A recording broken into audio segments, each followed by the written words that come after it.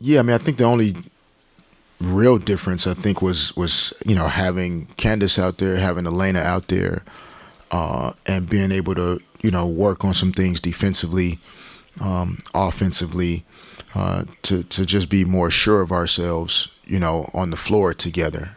Even after the game, Candace and I were talking, and things that she's accustomed to when she's out there with NECA or she's out there with Chelsea or Elena, etc. There's a comfort level there. But then as you start to go down our roster, there are a number of players that she hasn't played basketball with before. And so she's trying to figure that out. We're trying to figure it out as a group. In terms of, the intensity level, I think when we've had the space to do it, we've had some pretty intense work. But I think as coaches and as a staff and just as an organization overall, after the last, 10 or 11 days, it's easy to start to try to ask, okay, well, why is this happening? What's wrong? How can we solve this? How can we fix this? How can we adjust this? And sports is still a competition.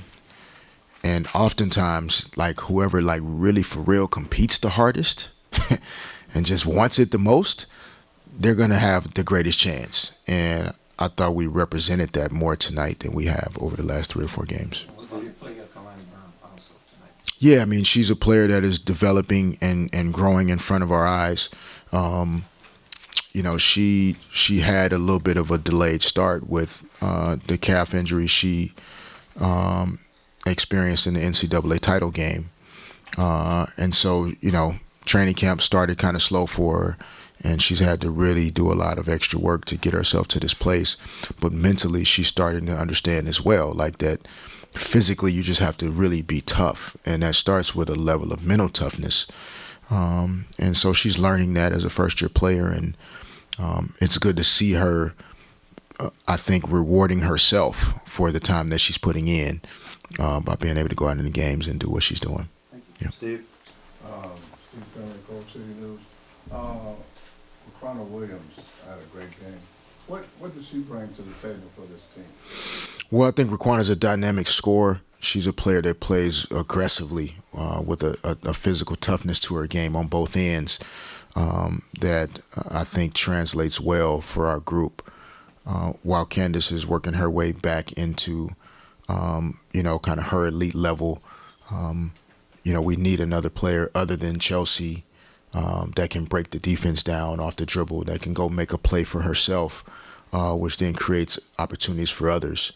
And Raquana's a player that feels, I think, a little bit more in her comfort zone coming off of the bench and providing that type of activity. But, as we're asking everyone to do, figure out what you can do to help your team more so than yourself. And we were able to have some conversation about getting her into the starting lineup. She accepted that responsibility. And again, she's put a lot of work in and prepared herself for tonight's game, and she went and performed well. Fabi here at HG Media. I feel like throughout this losing streak, you guys have had the intensity that you needed to have, but then it would lack off at periods. What allowed you guys to just keep that pace that you had from the outset the entire game? Yeah, no, it's a good question. I think it's the game requires a lot of energy. To play 40 minutes of really hard competitive basketball, your body has to be prepared for that. Your mind has to be prepared for it. And there are stretches in the schedule where if you don't practice doing those things, it's hard to sustain it in the game. There's natural game slippage that happens as the season goes on because you do have less of those 2-hour intense practices that you have in May and maybe the first week or two of the season. Those start to drop off, and you're spending 10 hours traveling, and you're having to give the team some off days in between games, and you're just not able to hold on to, I think some of the toughness that you develop early in the season. And I think for us over that 10-day period with 5 games and travel, we just really lost and got soft in a sense in terms of physical ability to sustain effort. And, it's almost like, just being on a workout program or a fitness program.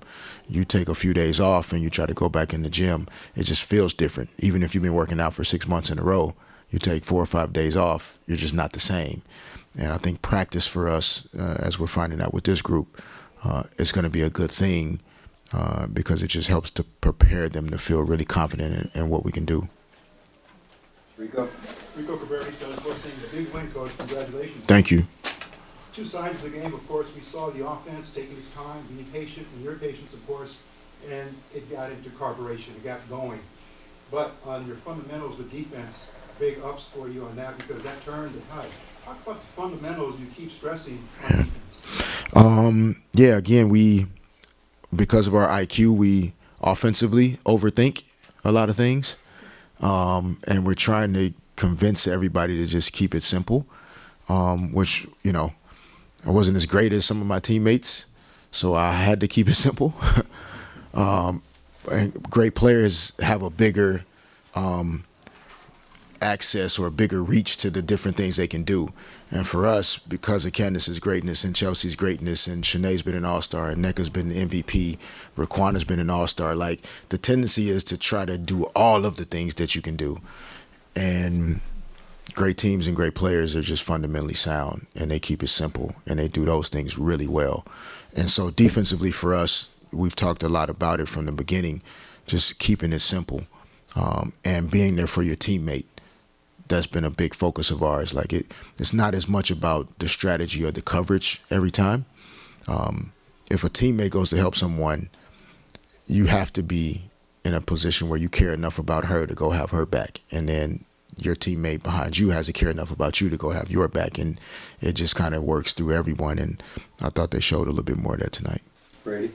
Derek, it seemed like the inside-out offense was working a little bit better today than it had at any point in the season. It seemed like you're getting some good post-ups and some pretty open threes out of that as well. Was that something that you were planning on tonight, or was that just players playing better and opening up the floor? A combination. I think we've been able to spend a little bit more time together, again, with Candace back with the group.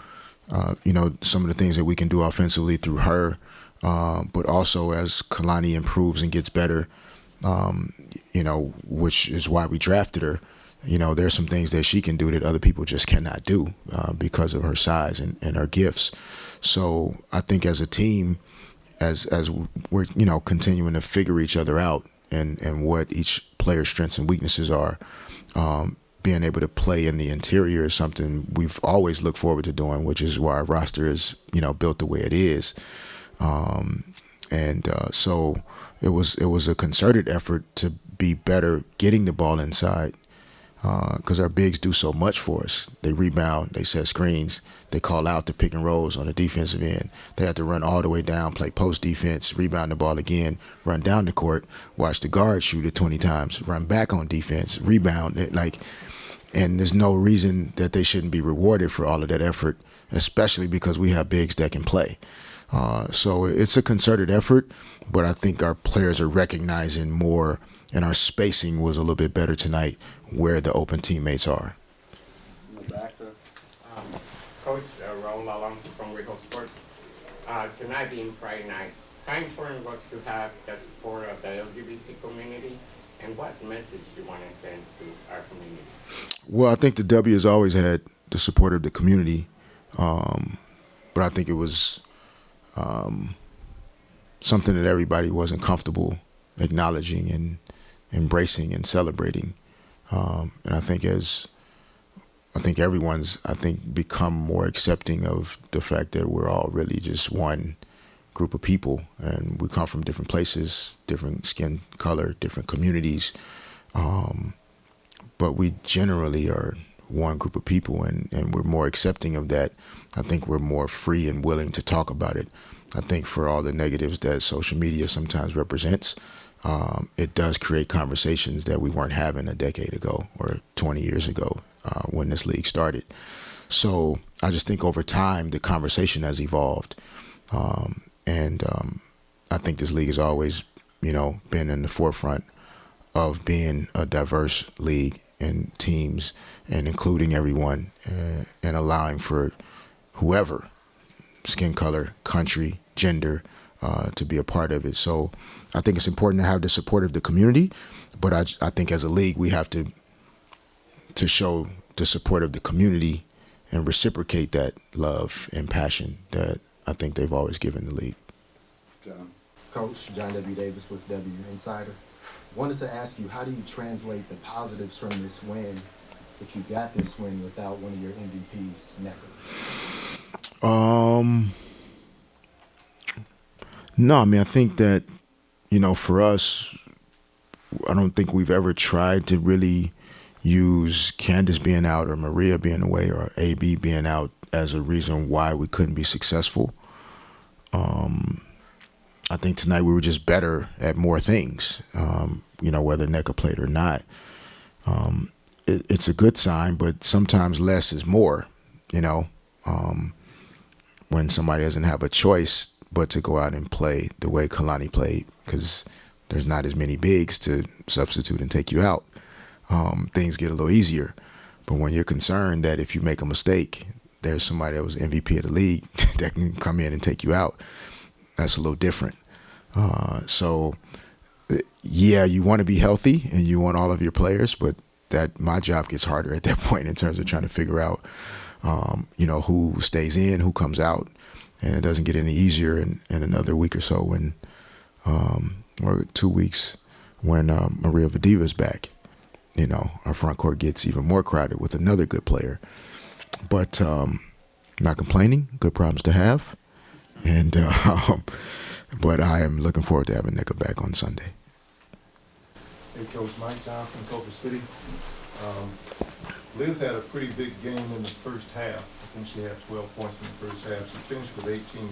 Did you defense her differently? In the second half, she only scored 6 points. I thought our activity level, we sustained it in the third quarter, whereas, as we spoke a little earlier, we haven't been able to, I think, finish games with certain levels of activity and energy. So, more so than changing the strategy, I thought Shanae's activity, Candace's activity, Kalani's physicality and activity, it just continued to kind of wear on her as the game went on.